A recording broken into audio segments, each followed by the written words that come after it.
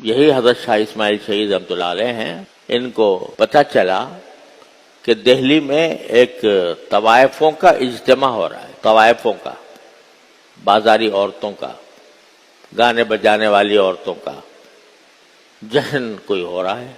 اب وہ ساری عورتیں ایسی تھیں، اللہ بچائے، جسم فروش تھیں، بازاری عورتیں تھیں، گانا بجانا اور اعوذ باللہ عصمت فروشی، یہ سب کاموں میں مبتلا تھی. آپ ذرا سوچیں کہ ایک عصمت فروش عورت کے بارے میں آدمی کا کیا تاثر ہوتا ہے. حضرت کو اطلاع ملی تو حضرت نے کہا بھائی یہ اچھا موقع ہے، ساری جمع ہیں، تو ان سے جا کر کچھ دین کی بات کرنی چاہیے، ان کو اس گناہ سے بچانے کی کوشش کرنی چاہیے. لوگوں نے کہا بھی ہوگا کہ حضرت کہاں آپ اور کہاں وہ عصمت فروش عورتیں، اور وہ کوئی یہاں پر آپ کا بیان سننے تو آئی نہیں ہے، وہ تو اپنا جشن منا رہی ہیں. مگر حضرت نہ روکے، اور حضرت نے اپنا ایسا بھیس بدلا جیسے ایک فقیر ہوتا ہے، مانگنے والا. اور جہاں ان کا اجتماع ہو رہا تھا وہاں دروازے پہ جا کر آواز لگائی، ہے کوئی جو ہم اللہ کے نام پر ہمیں دے، جیسے بیکاری آواز لگائے. بار بار آواز لگاتے رہے تو وہاں تو عورتیں اپنا اس میں مشغول تھیں، اپنا رنگ رلیوں میں.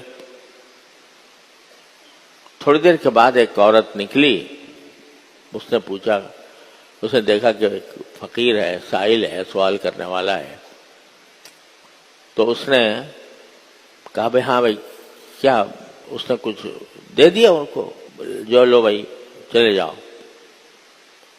تو انہوں نے کہا جی فقیر جو ہے وہ صرف پیسے مانگنے نہیں آیا، اپنی آواز سنا کے جائے گا. بھائی کیسی آواز؟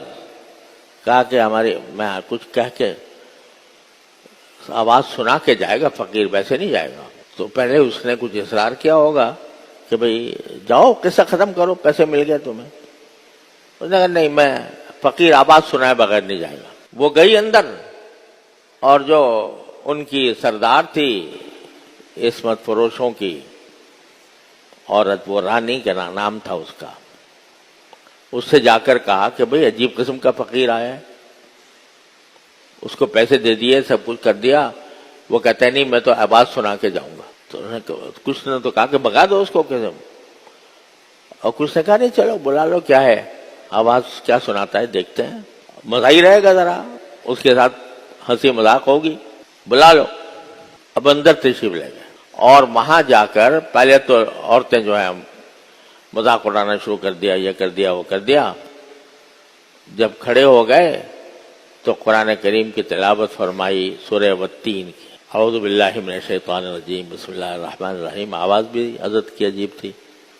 والتین والزیتون وطور سینین وہذا البلد الامین لقد خلقنا الانسان فی احسن تقویم ثم رددناہ اسفل سافلین،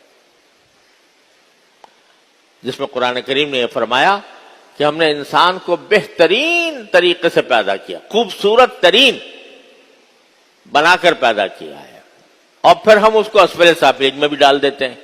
تو یہ آیت پڑھی اور اس پر بیان شروع کیا. تھوڑی دیر تک تو عورتیں کچھ ہنستی ہنساتی رہیں، اس کے بعد سناٹا چھا گیا. پر حضرت نے جو بیان کیا تو بیان کے ابھی ختم نہیں ہوا تھا کہ جو یہ سردار تھی عصمت فروشوں کی، جس کو رانی جس کا نام تھا، وہ قدموں میں گر پڑی اور اس نے کہا حضرت میں توبہ کرتی ہوں. اور وہ تائب ہوئی، اور تائب ہو کر حضرت شاہ اسماعیل شہید رحمۃ اللہ علیہ کی لشکر میں، جو انہوں نے سکھوں کے خلاف جہاد کیا تھا، اس لشکر میں شریک ہوئی، اور لشکر کے مجاہدین کے گھوڑوں کے لیے دانہ دلا کرتی تھی اس جہاد میں آخر تک. تو اب دیکھو یہاں حکمت دیکھو اور کلام دیکھو، نرم کلام، محبت کے ساتھ، شفقت کے ساتھ اس نے دلوں کی دنیا